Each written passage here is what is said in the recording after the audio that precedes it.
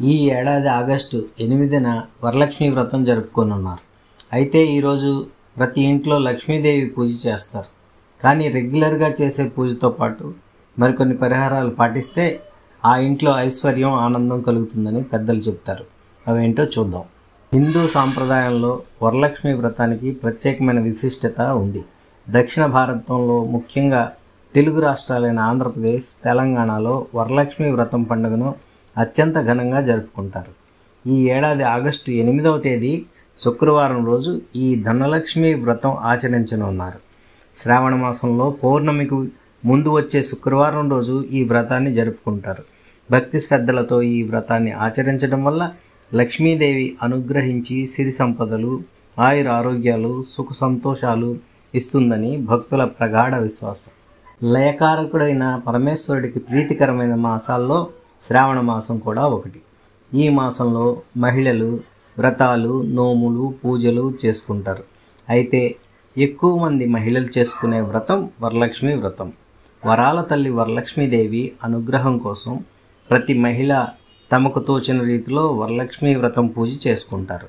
శ్రావణ మాసంలో పౌర్ణమికి ముందు వచ్చే శుక్రవారం రోజు ఈ వరలక్ష్మి వ్రతం పండుగ జరుపుకోవడం ఆనవాయితీ. ఈ సంవత్సరం ఆగస్టు 8వ తేదీన వరలక్ష్మి వ్రతం పండుగ జరుపుకోనున్నారు. మరి ఈ వ్రతం రోజు ఎలాంటి పరిహారాలు పాటిస్తే వరలక్ష్మి అమ్మవారి అనుగ్రహం కలిగి లక్ష్మీ కటాక్షం కలుగుతుందో తెలుసుకుందాం.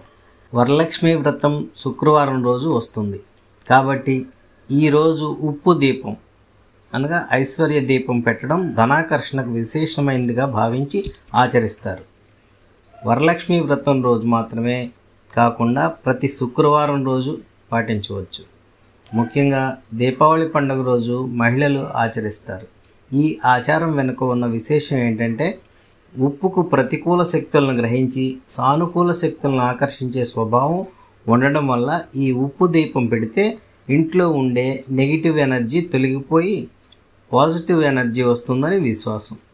చాలామంది మహిళలు ఇప్పటికీ ఆచరిస్తున్నారంటే ఈ ఆచారం వెనుక ఉన్న శక్తిని మనం అర్థం చేసుకోవచ్చు. దీనివల్ల ఇంట్లో ధనాకర్షణ శక్తి పెరిగి ఆర్థిక సమస్యలు దూరమవుతాయని ప్రశస్తి. తులసి మొక్కకు పూజ చేయడం, దీపారాధన చేయడం వల్ల లక్ష్మీదేవి అనుగ్రహం కలుగుతుందని నమ్మకం.